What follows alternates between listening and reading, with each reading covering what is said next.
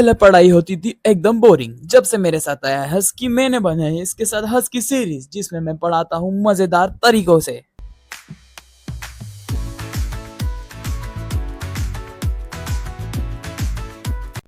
अब मेरे भाई का डांस देख तू।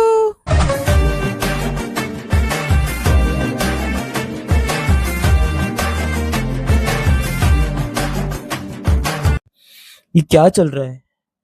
अब तो लग रहा है देखनी ही पड़ेगी पूरी वीडियो। मेरी खुद की इंट्रो वीडियो देखने के बाद मुझे भी बहुत हंसी आई, और फिर मैंने दो तीन चीजें सोची यार कि मुझे डालना चाहिए ऐसी वीडियो एजुकेशनल चैनल पर। फिर मैंने बाद में सोचा यार कि कहाँ लिखा है ऐसा कि एजुकेशन में इंटरटेनमेंट नहीं है, या पढ़ाते समय में आपको सीरियसली होना है, एकदम सीरियसनेस के साथ चीजें करना है, जो भी मतलब एकदम टाई वाई लगा कर एकदम टीचर वीचर वाला एकदम ये सब चीजें करना है। ऐसा मैं नहीं बोल रहा हूँ कि मैं पहली बार मैं ही एकलौता हूँ जो मैं ऐसी चीजें करने वाला हूँ ही कर रहा हूँ।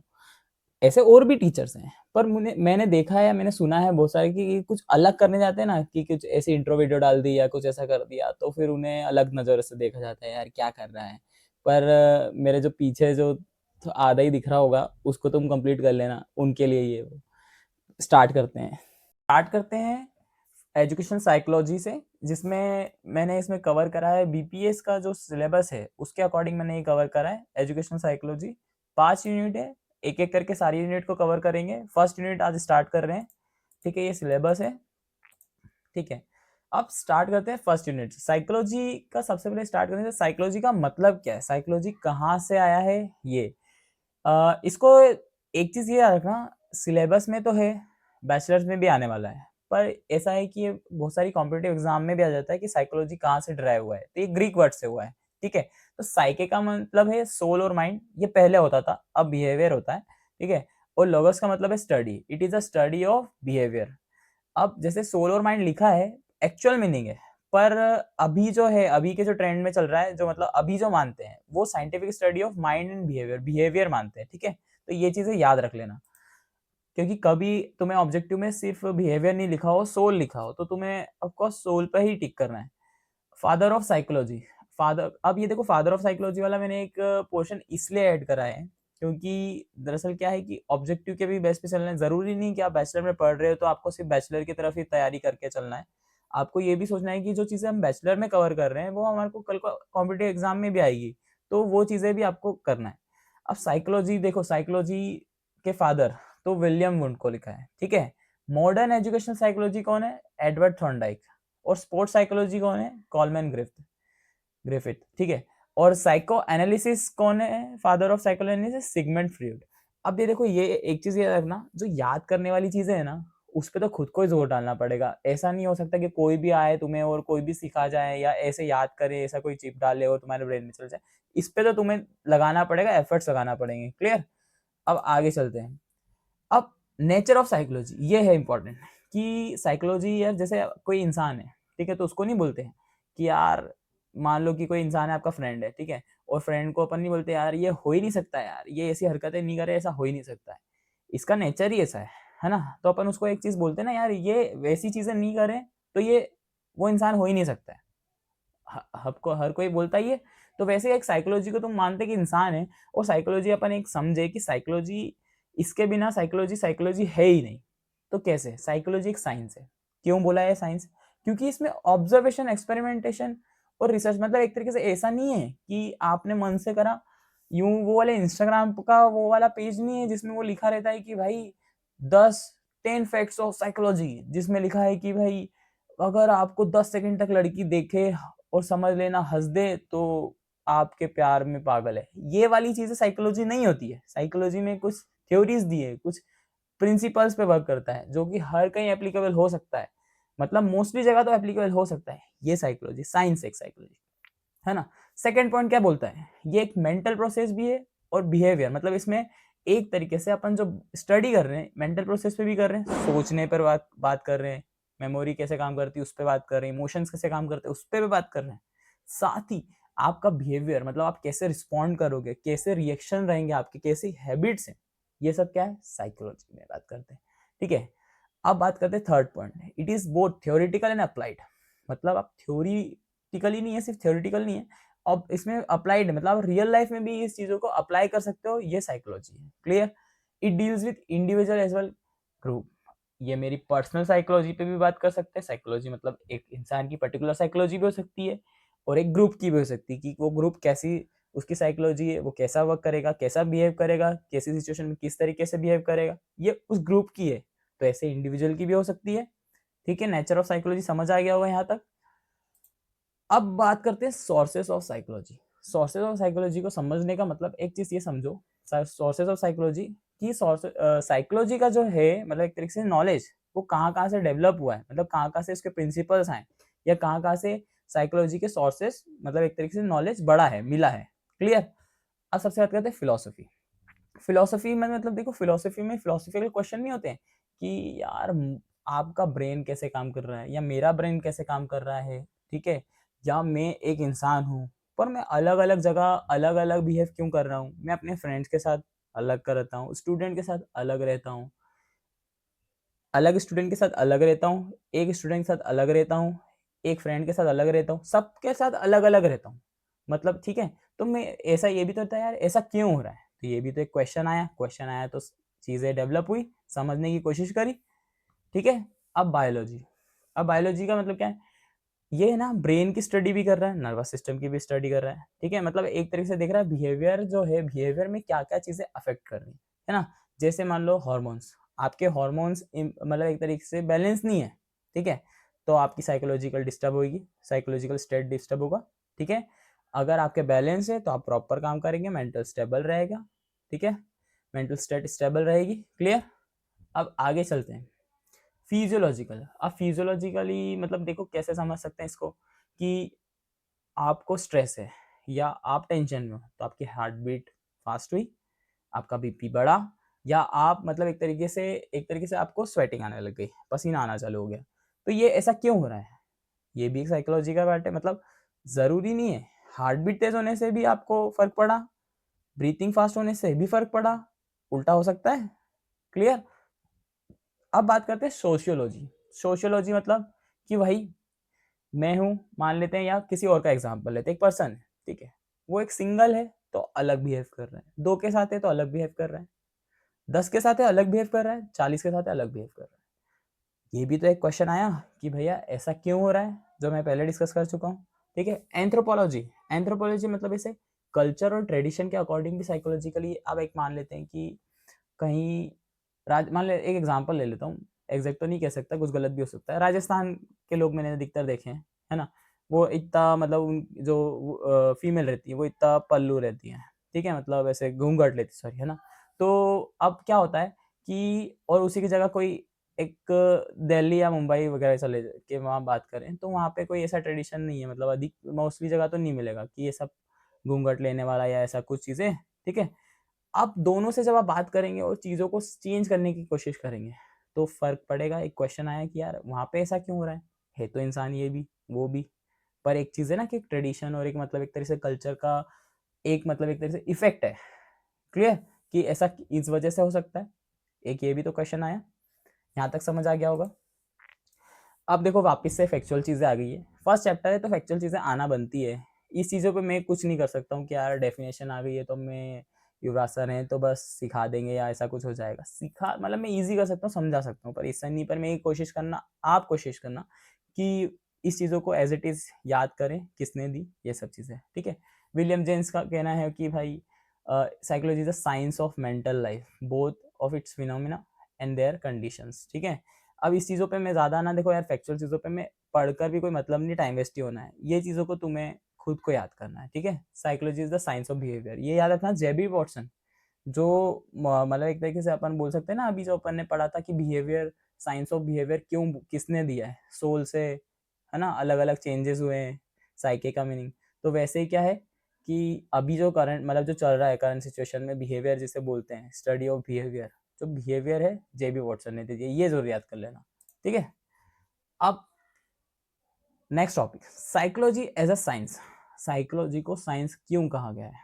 ठीक है, तो अभी मैंने बात करी, it is based on facts, experiments and observation. क्योंकि मैंने बताया कि ये ऐसा नहीं है वो वो वाले फैक्ट्स की बात नहीं कर रहा हूँ यार कि जो इंस्टाग्राम ने 10 फैक्ट्स लिख दिए हैं, वैसे वाला फैक्ट्स की नहीं बात कर रहा हूँ, जो एक्चुअल फैक्ट्स हैं, एक्सपेरिमेंट हुआ है जिस पर, है ना। आगे अपन पढ़ेंगे एक्सपेरिमेंट्स कैसे कैसे एक्सपेरिमेंट हुए, क्या क्या ऑब्जर्वेशन के थ्रू वो चीज़ें देखी गई है कुछ, है ना। मतलब ऐसा नहीं है कि मन से बोल दिया है और वो चीज़ें हो गई है। फिर सेकंड पॉइंट है, it is scientific method. Scientific method मतलब कुछ भी नहीं है, मतलब मन से ऐसा सोचा नहीं कि भैया बिल्ली रास्ता काट गई है तो मतलब आगे नहीं जाना है, किसी और को आगे जाने दे। ये क्या हुआ, अनसाइंटिफिक चीज है। मतलब आपने कुछ लॉजिक लगाया, आपने सोच लिया और आपने मान लिया, या आपने किसी से सुना, आपने मान लिया। ये वो वाली चीजें नहीं है, साइंटिफिक मेथड है, इसमें बकायदा मतलब इस पर रिसर्च करी गई है। क्लियर।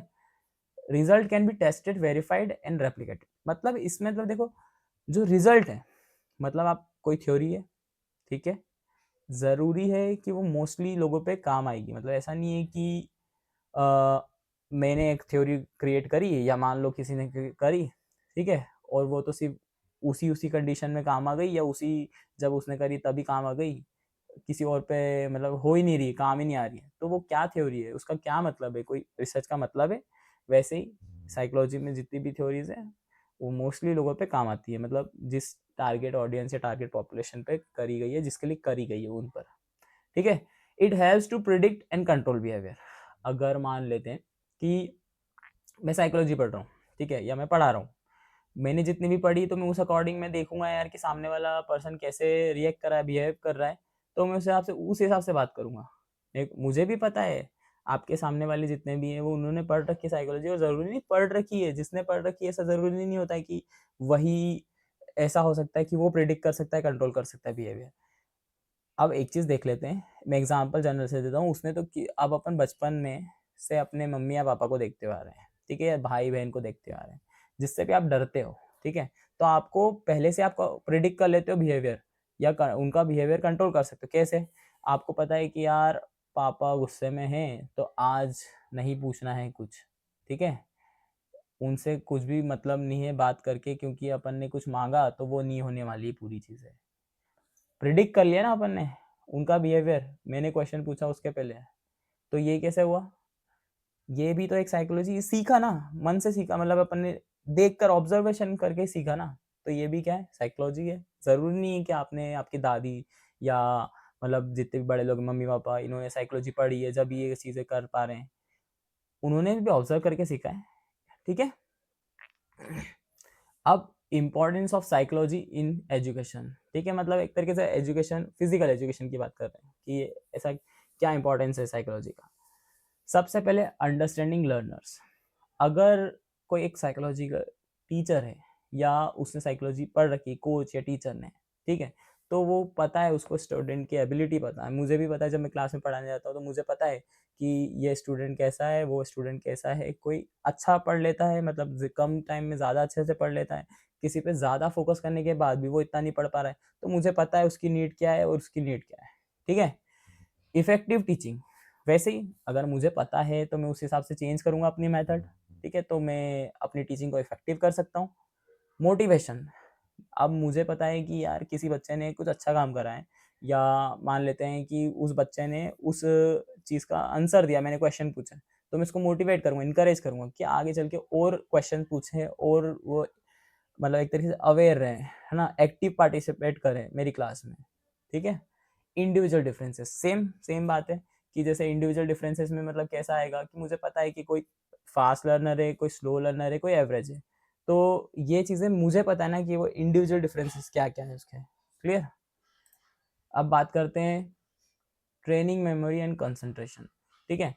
अब अपन जब साइकोलॉजी मतलब अभी मैं पढ़ा रहा हूँ तो उसमें भी अभी आगे चल के मेमोरी और ये सब आएगा, ठीक है, तो जब मुझे पता है कि कैसे कैसे मेमोरी वर्क करती है, कैसे इनहेंस कर सकते हैं मेमोरी को, ठीक है, ज़्यादा टाइम तक आपकी लॉन्ग टर्म मेमोरी में रहेगी, वो कैसे रहेगी, ये सब चीज़ें अपन ने कैसे सीखी, पढ़कर सीखी, और उस चीज़ को अपन वर्क कर सकते हैं उसमें।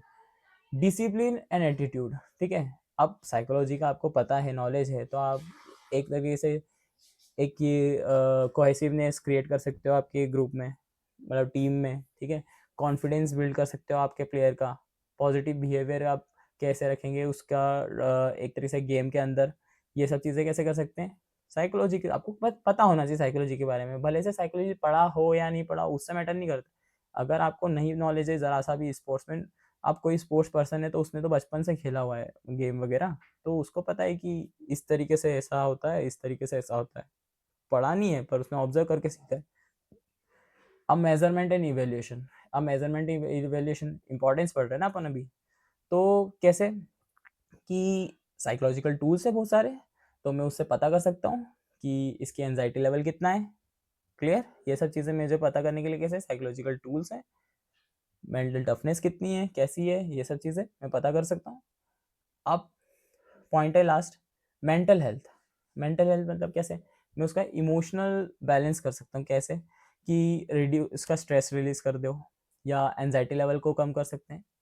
ज़्यादा कम भी नहीं करना, ज़्यादा बढ़ाना भी नहीं है, मॉडरेट लेवल में, ऑप्टिमम लेवल में होना चाहिए। ठीक है, ये सब चीज़ें कैसे आएगी, साइकोलॉजी का आपको नॉलेज होगा तब। ठीक है, अब लास्ट टॉपिक है ब्रांचेस ऑफ साइकोलॉजी। साइकोलॉजी की भी ब्रांच है, ऐसा नहीं है कि एक ही साइकोलॉजिस्ट सारी चीज़ों पे वर्क कर सकता है, ऐसा नहीं है। ठीक है, दूसरी बात यह है कि अलग अलग ब्रांचेस है, ये आपको पता होना चाहिए कि कौन कौन सी ब्रांचेस है और कौन सी ब्रांचेस में क्या क्या वर्क होता है। जनरल साइकोलॉजी की बात करें तो basic principle and mind and behaviour, मतलब आपका माइंड और बिहेवियर कैसा काम कर रहा है, बेसिक प्रिंसिपल्स की बात कर रहे हैं। डेवलपमेंट साइकोलॉजी में कैसा रहता है कि ह्यूमन ग्रोथ, क्या बर्थ बर्थ से लेकर ओल्ड एज तक कैसे कैसे चेंजेस आए, क्या क्या हुआ, ये सब चीज़ें कायम आ रही डेवलपमेंट साइकोलॉजी में। फिर बात करते हैं एजुकेशनल साइकोलॉजी। अब एजुकेशनल साइकोलॉजी में क्या है कि लर्निंग एंड टीचिंग मेथड की बात कर रही है कि कैसे आप इफेक्टिव कर सकते हैं, कैसे आप एक्टिव पार्टिसिपेट करवा सकते हैं बच्चों से, ये सब चीज़ें कायम आएगी एजुकेशनल साइकोलॉजी में। फिर आता है सोशल साइकोलॉजी। सोशल साइकोलॉजी मतलब कि एक ग्रुप है या टीम है, ठीक है, उसमें आपका कैसा बिहेवियर रहेगा, मैं कैसे इसको अच्छा करवा सकता हूँ, ये सब कायम आएगा सोशल साइकोलॉजी में आएगा। फिर आता है क्लिनिकल साइकोलॉजी। क्लिनिकल साइकोलॉजी मतलब कैसे है कि एक तरीके से वही कोई को हार्मोन्स डिसबैलेंस है, ठीक है, फिर उसके बाद उसका ब्रेन सही से काम नहीं कर रहा है, ये सब चीज़ें, तो एक तरीके से ये भी क्लिनिकल साइकोलॉजी में आएगा। ये कैसे साइकोलॉजिस्ट उसको सही कर सकता है मेडिसिन के थ्रू, ये सब चीज़ें। फिर आता है काउंसलिंग साइकोलॉजी। काउंसलिंग साइकोलॉजी मतलब ऐसे कि कोई बच्चा है या कोई मान लो स्पोर्ट्स पर्सन है, उसको पता है कि मेरा परफॉर्मेंस डाउन जा रहा है, मैं इतना मैचेस खेल चुका हूँ, मैं इतना अच्छा परफॉर्म करता था, पहले करती थी, अब नहीं हो रहा है, तो एक काउंसलर रहेगा, ये साइकोलॉजिस्ट रहेगा, वो उसको काउंसलिंग करेगा, ये सब चीज़ें कायम आ रही है, इसमें आ रही है। ठीक है, फिर बात करते हैं इंडस्ट्रियल या ऑर्गेनाइजेशनल साइकोलॉजी। मतलब देखो इंडस्ट्रियल एंड ऑर्गेनाइजेशनल साइकोलॉजी में कैसा हो सकता है कि आपको भी पता है एक कंपनी है, उसमें कहीं कहीं तो 100 हजारों में मतलब एम्प्लॉयज़ रहते हैं, तो उनके वहाँ पे भी उनको एक एटमॉस्फेयर क्रिएट करना है पॉजिटिव, जिससे एफिशिएंटली वर्क करा जाए उनके, मतलब एक तरह से कंपनी का आउटकम ज़्यादा निकले, रिजल्ट अच्छा है। तो वहाँ पर भी जो साइकोलॉजिस्ट रहता है वो इन सब चीज़ों पे वर्क करता है कि कैसे इनका बिहेवियर और इनको कैसे सही रख सकते हैं जिससे कंपनी का आउटकम अच्छा निकले। फिर स्पोर्ट्स साइकोलॉजिस्ट या साइकोलॉजी सॉरी, स्पोर्ट्स साइकोलॉजी में मतलब जैसे मोटिवेशन एंड परफॉर्मेंस, मतलब जैसे मैंने बताया कि कोई स्पोर्ट्स साइकोलॉजिस्ट है जो टीम के साथ है या किसी के साथ है, टीम या इंडिविजुअल के साथ है, तो वो उसका परफॉर्मेंस या मोटिवेशन को बढ़ाने के लिए करेगा। क्लियर। फिर आता है कॉग्निटिव साइकोलॉजी। कॉग्निटिव साइकोलॉजी की बात करें तो कैसी हो जाएगी, जो थिंकिंग, मेमोरी, परसेप्शन, मतलब आप कैसे सोच रहे हैं, आपकी मेमोरी कैसा काम कर रही है, ये सब चीज़ें की जो बात कर रहा है वो आएगा कॉग्निटिव साइकोलॉजी में आएगा। ठीक है, फिर बायोलॉजिकल साइकोलॉजी वो बात हो चुकी है ब्रेन, हार्मोन्स और नर्वस सिस्टम की। फिर पर्सनैलिटी साइकोलॉजी की बात करें, जो पर्सनैलिटी ट्रेट्स है डिफरेंट, मतलब एक इंडिविजुअल की पर्सनैलिटी ट्रेट्स होते हैं, डिफरेंसेस होते हैं, तो उनकी बात कर रहा है वो क्या कह रहा है, पर्सनैलिटी साइकोलॉजी में आ रहा है। फिर आता है कंपैरेटिव साइकोलॉजी। कंपैरेटिव साइकोलॉजी मतलब कैसे एनिमल या ह्यूमन। अब कोई मान लेते हैं कि जैसे एक डॉग पर हुई थी कंडीशनिंग जो है ना, कंडीशनिंग क्लासिकल कंडीशनिंग थ्योरी, ठीक है, कि उसको मतलब ऐसे बैल करते थे, फिर खाना देते थे, ठीक है, तो उसको थोड़े समय बाद या आदत हो गई थी कि जो सलाइवा था वो बेल बजा, मतलब ऐसे बैल को करते थे और उसके बावजूद भी उसको सलाइवा होता था, मतलब आता था, भले से उसको खाना नहीं दे रहे हैं। ये माना कि ये चीज़ें कुत्ते पे अप्लाई हुई है, इंसानों पे भी ऐसा नहीं है कि उसको बैल करेंगे तो ऐसा होने लग जाएगा। हाँ, कुछ कुछ चीज़ें हो सकती है कि स्टिमुलस रिस्पॉन्स वाली चीज़ें इंसानों पे भी हो रही है, पर कहीं ना कहीं तो चीज़ डिफरेंसेस हैं, एक एनिमल की साइकोलॉजी और इंसान की साइकोलॉजी। ठीक है, तो ऐसा नहीं है कि आप सबको एक जैसा देख सकते हो। हाँ, एक्सपेरिमेंट जरूर कर सकते हो और उससे सिमिलर चीज़ें हो सकती है, पर एज इट इज़ नहीं हो सकती। फिर बात करते हैं फॉरेंसिक साइकोलॉजी। फॉरेंसिक साइकोलॉजी मतलब लॉ एंड क्राइम पर, मतलब अभी थोड़े समय पहले की बात है जिसमें तिहाड़ जेल पर वहाँ पे जो क्रिमिनल है ना, उनकी साइकोलॉजी पे देखा गया था कि कैसे उनकी साइकोलॉजी वर्क करती है। ज़रूरी नहीं है कि हर क्रिमिनल के पीछे कोई एक रीज़न हो क्राइम करने का, जिससे कि भैया उसके साथ ऐसा बुरा हुआ हो तभी वो क्राइम कर रहा है। कोई कोई साइको क्रिमिनल भी होते हैं जो मतलब उनको कोई मतलब नहीं है, मार रहे हैं, उनको मज़ा आ रहा है, तो उनके बचपन के कुछ बैड मेमोरीज की वजह से कुछ ऐसा कर रहे होते हैं। ठीक है, तो ये भी एक साइकोलॉजी का पार्ट है कि उनकी साइकोलॉजी पर वर्क स्टडी करना। ठीक है, फिर एबनॉर्मल साइकोलॉजी, जो मतलब एक तरीके से डिसऑर्डर या मतलब एबनॉर्मल बिहेवियर वाले लोगों पर जो स्टडी कर रही है, वो कहा गया कि एबनॉर्मल साइकोलॉजी। ठीक है, तो इसी के साथ अपनी फर्स्ट यूनिट कंप्लीट हो चुकी है, ये सेकंड यूनिट है। ठीक है, अब फर्स्ट यूनिट कंप्लीट हो चुकी है, तो अपन इसी तरह से सेकंड यूनिट करेंगे। हाँ, फर्स्ट मेरे को लग रहा है फर्स्ट यूनिट शायद तक 25 मिनट के भी अंदर हो चुकी होगी। तो मिलते हैं नेक्स्ट वीडियो में, ऐसे बने रहिए। जय हिंद।